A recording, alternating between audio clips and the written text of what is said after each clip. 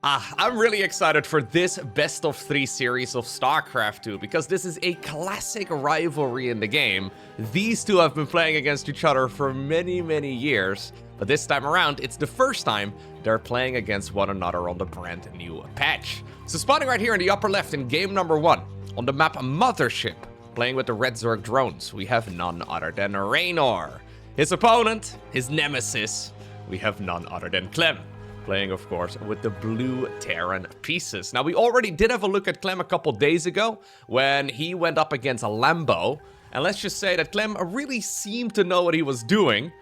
I was wondering if we would start off this particular series once again with that cheeky Reaper all-in that he was playing against Lambo, where it was like an 8 supply depot, 8 proxy barracks, and then an 8 supply refinery too. But no, this time apparently we're starting off the game, and with it the series, with some SCV production.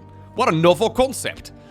Honestly, a really funky build. I'm hoping secretly that we're gonna maybe be seeing it later on this particular series, because I'm really curious to see what a Reynor would do against it.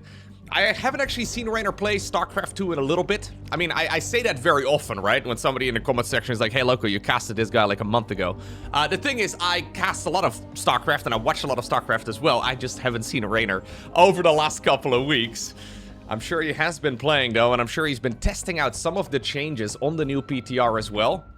I feel like especially the Infestor change with Microbial Shroud could work really nicely with the very Zergling, Baneling heavy style that he usually favors.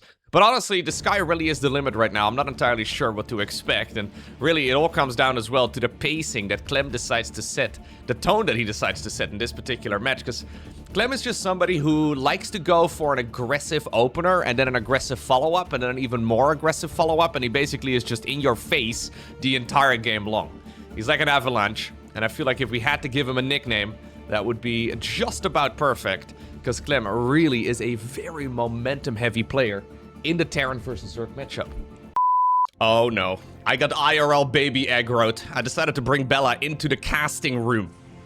I thought she was gonna take a little nap and that I would be able to quickly record a video and all the rest of it, but apparently she decided that she really wanted to be part of the most live edition of a StarCraft 2 cast ever. So if you hear some random noises in the background, either it means that I have to stop casting, or that she's really enjoying it. We get a live audience. It's the first time I get a live audience in a YouTube cast. Pretty sick. All right, let's see. We have the first Reaper right now showing up.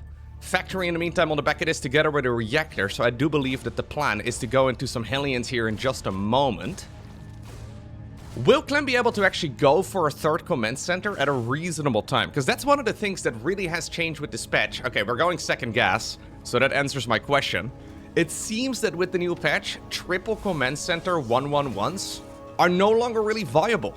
This is going to be a starport before a third CC, meaning that Clem is just going to be able to get a lot of units out, but not nearly as much production. And really, that could be a major change with this new patch. Over the last couple of years, Terrans have become very comfortable just playing the big macro game, right? So we've gotten to the point where Terrans are basically going triple CC every single game really early on, and while in the early days of StarCraft, that was kind of risky because you had to micro, and obviously if the opponent was going all in, you couldn't really do a whole lot against it. But these days, guys like Clem are so good that they can basically defend anything while still going triple CC. And it changes the entire dynamic of the matchup. Because if you have 3 command centers of your own, you really don't need to deal a lot of damage on the other side of the map at all. Like, any damage is a bonus. But if you only have 2 command centers and you're going up against 3 base Zerg, you have to dive a little bit deeper with your early game aggression. Now, of course, when you get that quicker starport out, you may very well be able to achieve exactly that. But here we go. And this is the type of stuff that I love, man. I've always mentioned it, right? I don't really enjoy turtley play as much. It's fun when it happens from time to time, but when it's the default, I'm never a huge fan. This is kind of sweet, though, here from Reynor. Yeah, Reynor not really losing a whole lot here at all. Getting 2 Hellions here ultimately donated to him. Seemed a little bit messy, but the supply depot wall was just about perfect. There is, however, a cloaked Banshee follow-up. And at this point, there's no detection. This is not that 2-base lair opener that we've been seeing quite a bit as of late. Reaper decides to go back in. Reynor... I don't know if you can hear that. Reynor really needs to start up. We got a co-caster as well. She's actually looking at my camera right now. My camera's not even on, but it's okay. The camera is very interesting. Anyways, Reynor really needs to start up some spore crawlers. This is not a quick lair opener, so he will not have an overseer or anything like that available. And Banshee cloaking is finishing up. Oh no. Yeah, he starts up a spore right now, but this is honestly a massive problem. He's gonna see cloaking right about right now. GG. Wow. Oh no. Okay, so that defense was just about perfect for Reynor until it wasn't. Yeah, that's kind of like a bunch of Dark Templars showing up in your base and you didn't realize your opponent was going Dark Templar until they showed up on your side of the map. So normally what you do in StarCraft, right, is you build up spore crawlers if you're unsure about your opponent's build order blindly. As a matter of fact, I think if you're a ladder hero, probably up until like 6,000 MMR, which is like mid to high Grandmaster League, I think you should probably be blindly building spore crawlers every single game. So in a live version of StarCraft, that would be about like 330 or so against Protoss, and about 430 or so against Terran. So that coincides with the Oracle showing up and then also the Banshees showing up. Even if you're not going up against Cloak Banshees, obviously having a Spore Crawler is still really useful. You can always use them again later in the game as well with some medevac production, right? When you try to defend against that sort of shenanigans. So it's still nice to have the Spore Crawlers out. But with this new patch, build orders are undecided. We don't really know what the quote-unquote normal is. All of your times are obviously also going to be thrown out of the window because you start with less workers. So you can't just look at the in-game clock and think, okay, 4:30, that's when I build up a spore. It's gonna have to be done on feeling alone. And clearly, Reynor's feeling right there was just a little bit off. Bella is obsessed with the camera right now. So just for your picture, we've got like a little carrying bed type of thing that we've been carrying her around in during the day. She just barely fits in it at this point. So she's just 4 months old at this point in time. And I put her right next to me on the desk. So she can't quite see the screen. Although, yeah, we've been trying to make sure that she doesn't, you know, get any screen time really. But it turns out screens are really interesting. So now she's staring at my overhead camera that I use for the Warhammer painting streams and all the rest of it. And apparently the camera is real cool. So that's nice. Hopefully she'll be interested in the camera for a little bit longer. She's doing very well, by the way. I've had a bunch of people asking. Although at 4 months old, it's very common for babies to get a sleep regression. And quite literally on the dot. Like the day that she turned 4 months old, which is like 4 or 5 days ago, she decided to stop sleeping through the night again. Yeah, I enjoy waking up at 1 a.m. and 3 a.m. and 5 a.m. to give her a bottle. It's really fun, guys. Highly recommend it. Who needs sleep anyways? Sleep is heavily overrated. Anyhow, nice grenade threat over there from Clem, as he is going to be able to sail by Brenda and get into the main base now. Let's hope that's... Oh, no, Brenda. I was just going to say, let's hope that Brenda has been sleeping a little bit better. But she decided to start off by shooting a little spine right there at the extractor. Not really that significant. Clem, by the way, not opting to go for the, the build that he went for against Lambo at all. Yeah. So this could be a 2-0 win here for Clem. And I guess at this point, we just simply aren't going to be seeing... I mean, unless Reynor wins this game, but we aren't going to be seeing that build again. It'd be kind of fun to see how Reynor reacts to a super early Reaper bunker rush. Reynor's micro, though, is obviously next level. Especially with Zerglings and Queens and all the early game units. So quite difficult, really, to get a big advantage out of it. But hey, that previous game has already proven to us that he can be somebody that you can catch off guard. Although I don't think it's going to really be too long. Those are the types of wins, like the one that we saw previously, those are the types of wins that Clem is not going to really be able to rely on very frequently at all. The camera's not talking back, Bella. I have no idea if the microphone picks it up. Maybe the microphone doesn't even pick it up. I have it tuned for somebody with a slightly louder voice. It's me. Yeah, it's me. I'm sorry. Anyways, Zergling speed is going to finish up. I love the Hellions here on the low ground. The Hellions here on the low ground really do make it difficult for the Zerg to engage this. Metabolic boost, though, is going to be a big buff. Oh my god. Okay, I'll be back in a sec. Okay, I'm back. Low wife came back home. We can continue to cast. What was I doing again? What was going on? Right, the Hellions were just about to harass. We have a cloak bench. You follow up yet again because Clem wants to get another 5-minute victory. Right, I'm back. This is gonna be the messiest cast of StarCraft that I've done, at least in like the last year or so, but that's okay. You know, back in the early days of me casting games of StarCraft on the YouTube machine, as we once more have another attempt. Wait a second, this one might actually be a lot more impactful than the previous one. At least we have a spore crawler already building here for Reynor. Yeah, it's still not really that impactful. Links have gotten very good, man. Yeah, just the Zorkling micro in general has gotten so much better. Anyways, back when I first started casting games, I used to think people wanted to have... Ooh, overextension here from Clem. Uncharacteristic mistake. I used to think people wanted the most professional content. You know, the type of commentary you would find at the big esports events. As a matter of fact, I actually originally didn't even really want to make any videos at all. And I've mentioned this in previous recordings too, but I actually didn't really want to make videos at all because I thought people would find the accent very annoying. Now, admittedly, if you go back to my early casts, I think it was a little bit more annoying, as we have Reynor's signature move yet again. I think just like the Hellions from earlier, though, these links are not really going to be able to achieve much. Yeah, they're just going to get cleaned up. Likewise, Terrans have gotten a lot better as well at microing those units at home. But anyways, I've found out over the years that most people apparently really don't care about the accent very much, and it has changed quite a bit too. Yeah, apparently it's actually kind of interesting. That's what people have called it in the past. Interesting, which I guess is a compliment. Banshee right over here, used for zoning purposes. It's not a compliment, is it? Used right here for zoning purposes to try and get the Hellions to roast some more drones over at the third. This time around, though, we've got ourselves a much quicker lair, so mobile detection will also be available for Reynor in that Overseer in just a moment. And even though we've had a lot of attempts here at the opposing player's life so far, yeah, all of it has been deflected. This is like one of those early battles in, say, for example, Dragon Ball Z, you know? Where, like, you have the two dudes fighting one another, but none of the punches actually land. Somehow, some way, they're moving incredibly fast, but everything has just been pushed to the side. I guess that's what's going on here. We have the players testing the waters and hoping for a quick victory. Against me, probably against you, it would have already been GG. More often than not. But when you have two top dogs playing against each other, I guess this is what happens. Okay, it's gonna be a good old Mutaling Bane follow-up here from Reynor. So that will be quite interesting to see. Zerglings will have to go back. Yep, no reason to sacrifice them. I always kind of feel like Mutaling Bane is one of those unit compositions that's kind of questionable until you have somebody with like 400, 500, 600 APM playing it.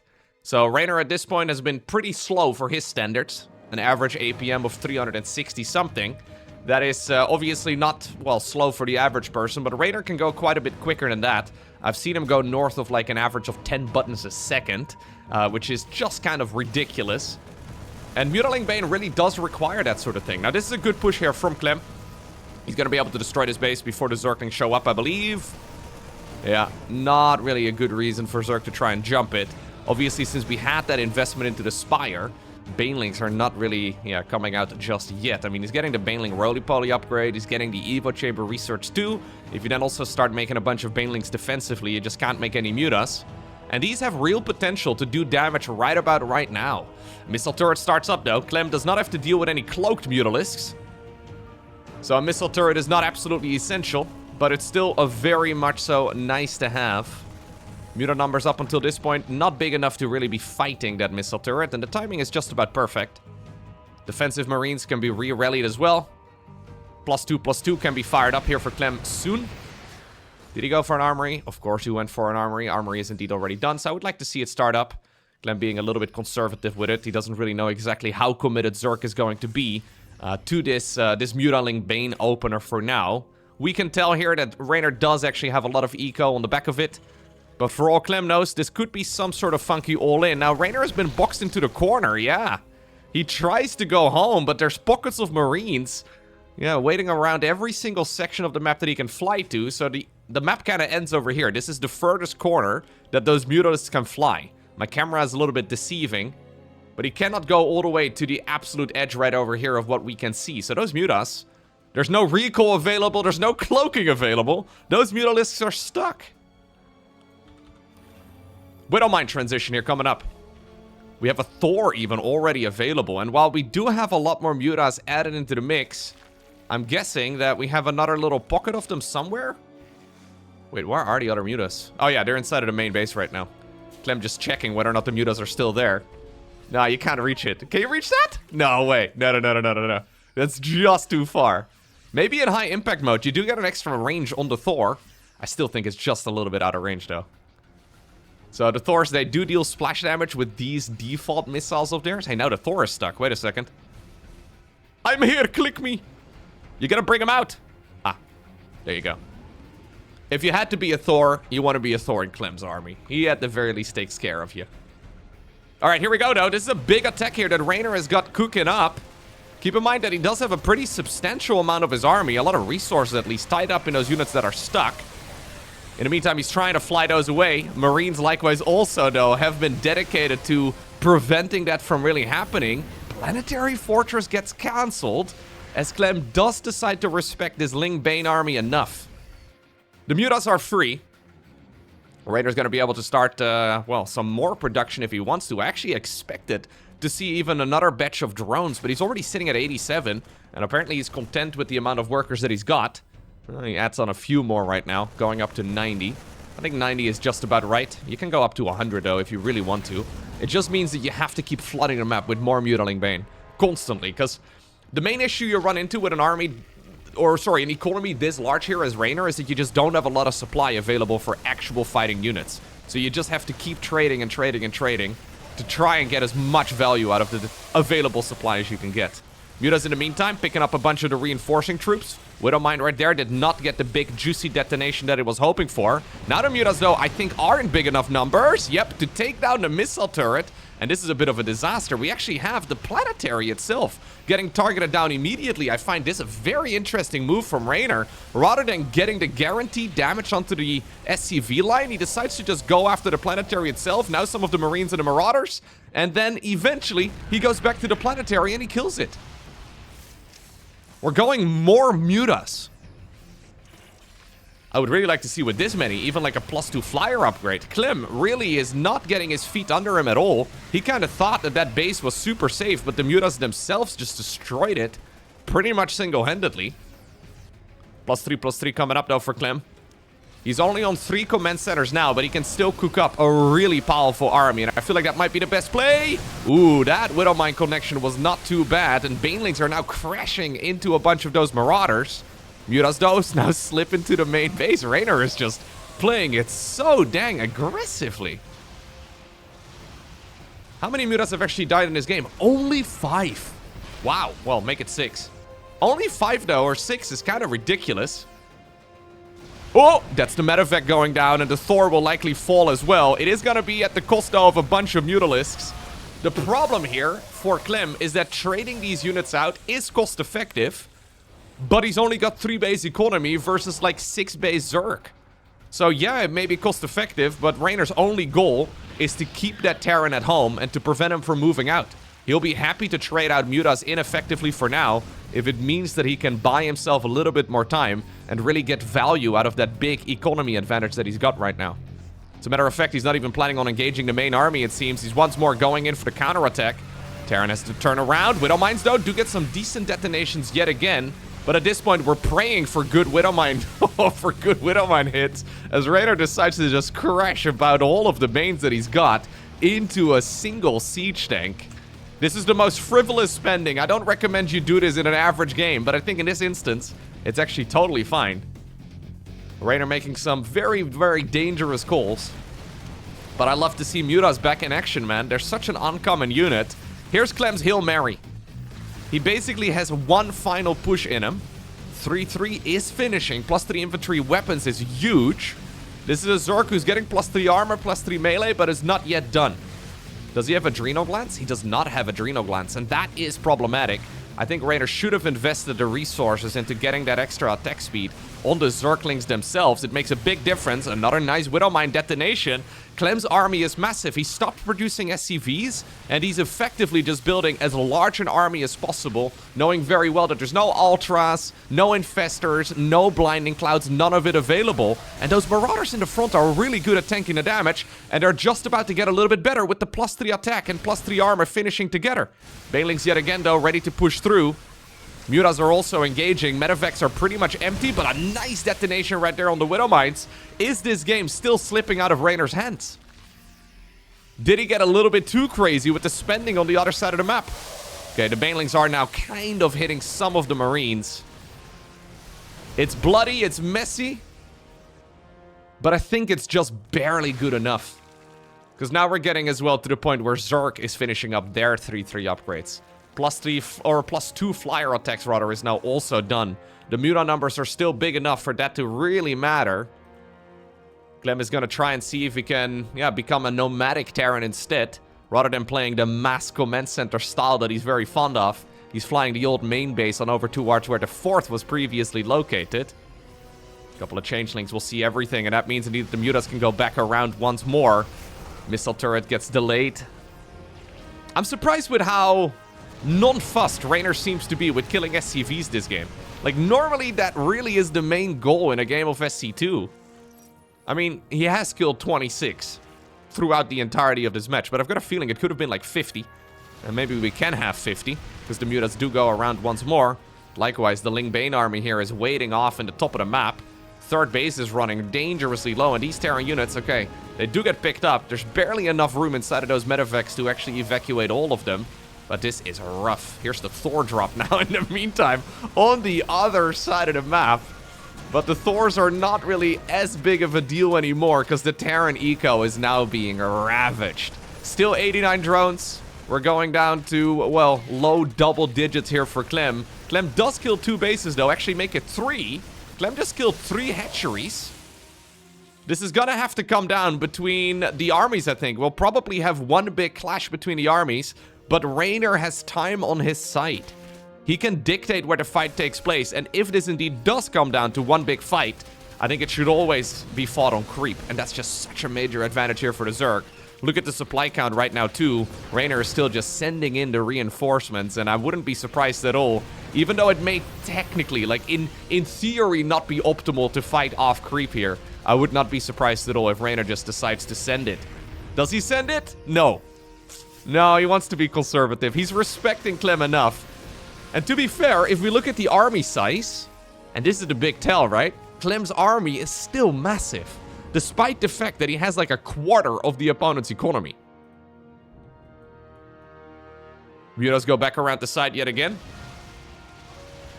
Now they're going after the structures themselves. Previously, the planetary fortress. After that, a bunch of missile turrets.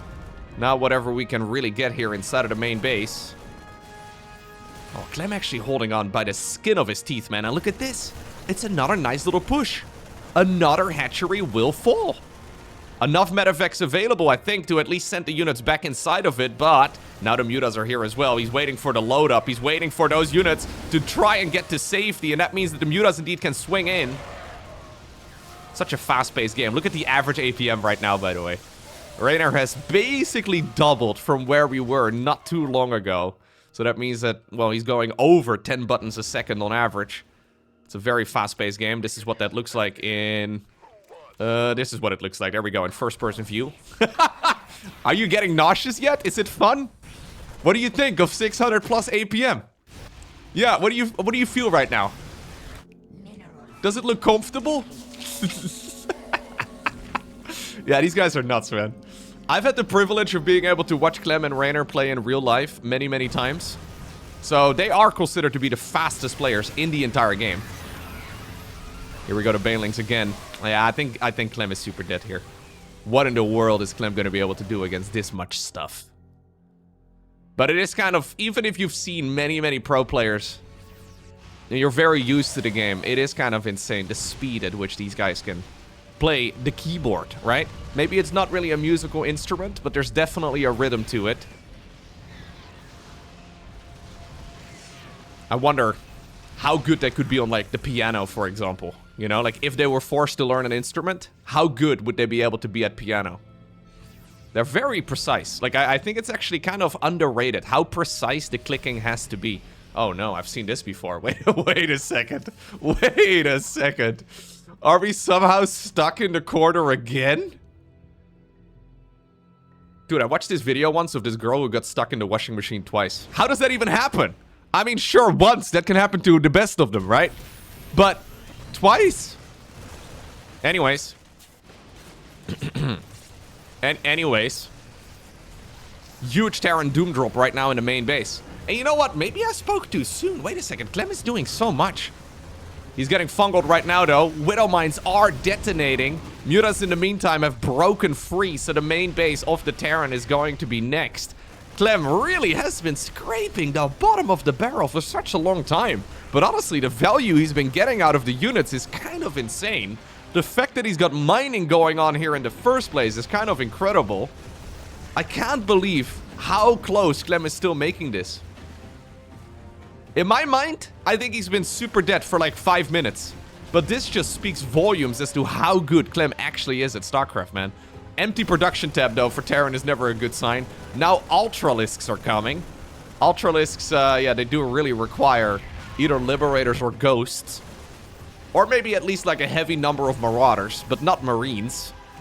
Yeah, Thor is actually not terrible against Ultras, but Reynor is respecting all of this. Maybe a little bit too much, right? Like, he's going Infestors, he's going Ultras. He's basically crossing his T's and dotting his I's. There is such a thing as playing a little bit too safe. Because it just creates some problems. It just gives you and your opponent really a chance to potentially get back in. Right now, by the way, with the Natural also flying on over here, Clem is on 1 command center. He's on 1 CC. 1 CC and 12 workers. Reynor has decided to use this as a moment to pretty much like torture the opponent now, right? Like, we're just kind of sitting here. We're just making him sweat. But he knows that this game is in the bag. Clem's still making his army appear so freaking huge, though. It's kind of crazy. How is he still able to keep this Zork player where he wants him? Going for a split push is brave, I will say. But I think we're just about to witness a little bit of a wombo combo. Fungal growth into Ultralisks. Oh my god, he's stimming. He's stimming. He's stimming. Okay, no, that was on purpose. He decided to mass hot. He decided to hit the stim button like 4 times over there to bring his units to no HP. And that means we are indeed going to game number 3. Okay, and that takes us to Winter Madness. These two are ridiculously evenly matched. So in case you're unfamiliar, they're in their early 20s right now, but they came up right around the same time.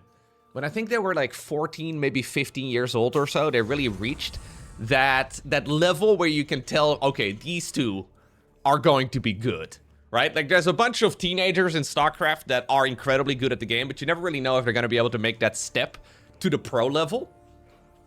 But with Reynor and Clem, when they were like, yeah, mid-teens, they just appeared better than everybody in their age group.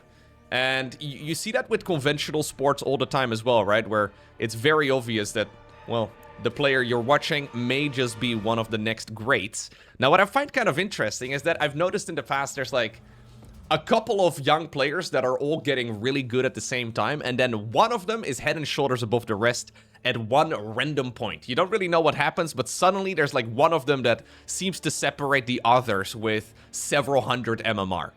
Clem and Reynor just kind of stayed at the same level, and both got elevated to the absolute upper echelons of StarCraft.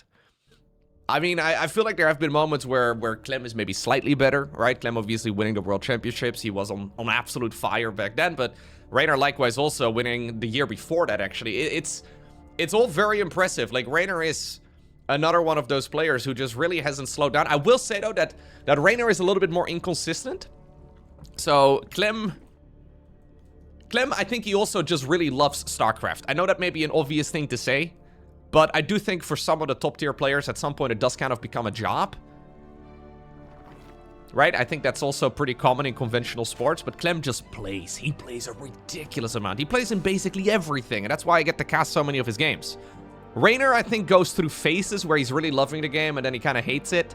Right? He's been known to play a lot of League of Legends, for example, in the off-season of the game. And I'm sure he's playing some of it right now. From what I understand, actually, he's gotten extremely good at League. I don't really understand the ranking system in League of Legends very much, but apparently he reached the absolute highest level in that game too, which is pretty sweet. Anyhow, he goes through phases where he's like playing a ton and then he's taking a bit of a break. And he's playing a ton and then he's taking a bit of a break. So especially when there's tournaments announced or there's like a really big event coming up, that's when Reynor is putting in the work and that's when he really shines again. At this point in time, I think Reynor is still, yeah, playing very, very smoothly. You never really know, though, when you cast a Reynor game or when you watch a Reynor game, how good it's really going to be. Ooh, a little bit of a slip up there, losing a single drone. Not quite ideal. I mean, even when Reynor hasn't played the game for about a month, he's still going to be better than pretty much everybody else out there, right? But when you go up against Clem, the rust is noticeable. In this series, though, I don't think we are really experiencing any rust at all. 1-1-1 here yet again for Clem. So, triple command center, no longer viable, it seems. It's a little too early to tell. But Clem really is the man that popularized the triple command center 1-1-1. And since I've now seen, well, this is the, what is it, the 5th game of Terran vs. Zerg I've seen him play on the PTR so far, I'm guessing he's tested it out and it's no longer a good build. Which will mean that we end up with a more active Terran vs. Zerg if all of these changes actually do make it through in the end. There is, by the way, a lot of pushback in the StarCraft community in general. It seems like the SC2 community right now is very divided on the changes. Some folks are absolutely loving the changes to the Protoss and then the Worker Start and all the rest of it. And then on the other hand, we have a lot of very vocal people that are saying they absolutely hate it. I'm a little bit concerned, actually, that Blizzard is just gonna try and roll back basically all of the things. Look, I don't really necessarily agree with the 8 Worker Start. I think it's kind of lame. But on the other hand, I can't help but notice that there is a surge in interest in the game over the last couple of weeks. And the games have been pleasantly surprising me. I was a little worried that it was just going to really slow the game down, but the game doesn't really feel slow at all. There's definitely some fine-tuning, though, that needs to be done, as Reynor is now in some trouble here with the 3rd hatch. 2 more Hellions join in. The Queens have been pushed far off creep. No transfusion available, of course. You can't use that spell anymore off creep. All right. Brenda gets burned to a crisp. Zerglings, in the meantime, did go for a little bit of a counterattack, but it's okay. Good defense here by Clem. 3rd hatchery does indeed stay alive, although it's battered and bruised, but it will at least be available for transfusion here. And I don't think it's really going to be something that Clem can just counterattack into and YOLO into a kill for. I don't believe that's really going to be happening. Getting the Queen, though, is really quite good. Spore Crawler's coming up yet again. Lair coming up yet again, too. I wonder if there is more likely, like if there's a higher likelihood of Zerg going Mutas if Terran is opening up with a delayed 3rd command center, like what we have over here. Because this kind of looks like a Muta opener here again to me, but I guess the sky really is the limit. Here we go, though. Clem is going to try and see if he can get some real damage done. This time around, we are on creep, but no transfusion. This is the kind of rust that I was kind of assuming might be happening, but that previous game was so sharp that I really didn't think that Reynor was going to make a couple of sloppy mistakes here. Zerglings try to get a wraparound. Okay. Good bit of damage does get dealt, and eventually that Terran army will get deflected. But I don't think Clem can be all too unhappy with it. The thing about those Hellions is that you build them early on as like a mineral dump. They're not really meant to... It's kind of rude to, I guess, tell the Hellions this, but they're not really meant to stick around for too long. Same for the Banshees. They're very much so a stepping stone into more economy. And this is, again, a sloppy miss micro here by Reynor, who's going to lose another Queen. And potentially another one. Who's going to win this fight? It's going to be the Banshee. Not good. Zorkling run by in the meantime on the other side of the map. Also not successful. Okay, he gets a full mule. A fuel mule. A fuel moo. he does get the full mule there, which is nice. My god, this cast is an absolute mess. You know, I once upon a time started recording videos for myself, okay? I started this YouTube channel in 2008. I just made videos for me because I thought it was fun. Maybe as time goes on, you know? Like, at some point people started watching, so I started taking it a little bit more seriously, but maybe as time goes on, these videos will once more devolve into absolute chaos. Anyways, hit like and subscribe, everybody, if you enjoy. Anyways, this is nice, though. Reynor actually getting some damage done now. It's because Clem had medevacs out in units, so he sent them out. It's a Terran infection that Clem suffers from, but beyond as well, man. When you get units out, they immediately go. It's always nice to keep some units at home, but 14 SCVs is serious. Did Clem just actually throw away a very significant lead? No mutas, by the way, this time around. We've got quick infestors. Fungal growth does actually touch the end of all of those units. That makes them unable to get picked up by the medevac, but not enough DPS available yet. Both players, though, just about to finish up 1-1 in unison. Blue flame upgrade coming up. Armory as well in the back of the Terran's main base.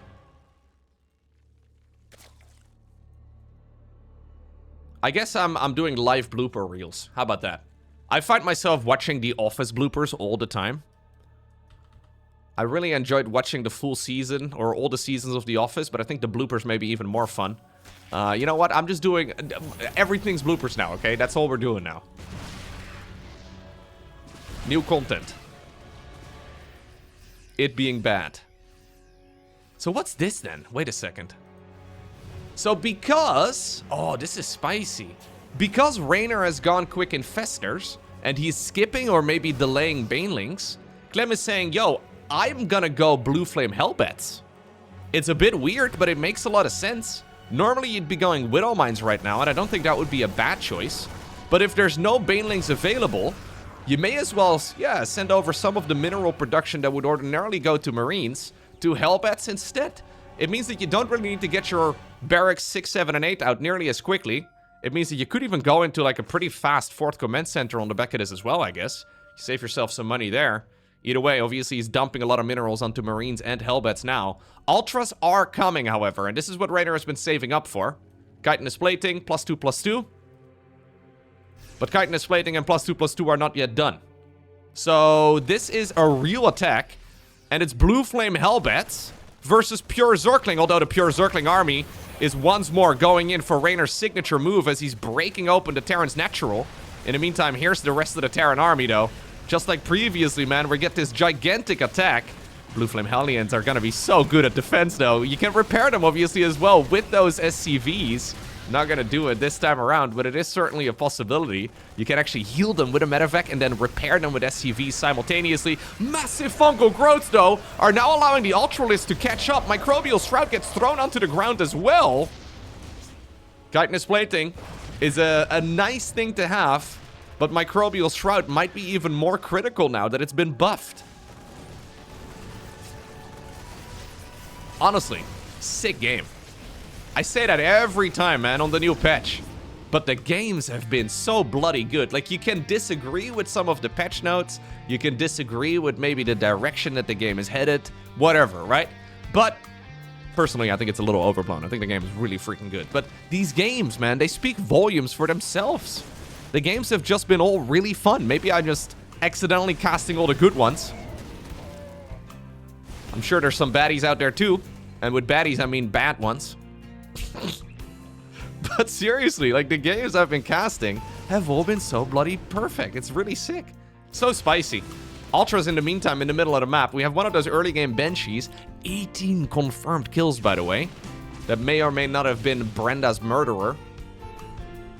3-3 in the meantime fired up here for Clem. And this is nice, though. Clem now using the Liberators here on the right side to deny mining on that base altogether. And now with enough Marauders at home, with a couple Liberators up in the air, I don't think the Ultras can really commit. Oh, he's gonna try. There's no more medevacs here, by the way. We have 6 medevacs, but none of them are here. There's one in the natural, but that's just about it. Fungal growth here on these units could be nice. Fungal growth here as well on the SCVs could even be nice. Fungal growth on the units on the right is also nice. So much damage is being done. 24 drones have died, but likewise, SCVs are dropping like flies. Microbial Shroud here on the Infestors, a little bit selfish. Yeah, I will say, you guys probably need to be throwing that onto somebody else. Maybe at first, there were some other units within that bubble. What I'm a little bit worried for, though, is that Reynor is fizzling out. Like, Terran still has mules, right, that they can drop. And this kind of feels like Reynor going for, like, an all-in here. He's just sending units in, single file. And while there are still some straggler Marines out and some units over here, too, I like this army composition that Clem is building up a little bit better. Plus, in low eco scenarios like this, mules really do reign supreme. If we look right now at the income, I'm wondering when the mule mining here kicks in. I guess we had some SCV shuffling around too. Yeah, I think for the most part, we're going to be seeing Terran pull ahead. Not by much, but at least by a little bit. And this is not a situation where Reynor can really go back to droning. He has to be spending all of his larvae on attacking units, if possible. Zergling run by in the middle of the map yet again, but Blue Flame Hellions are available, and because of it, GG gets called. It is Clem who obtains the victory.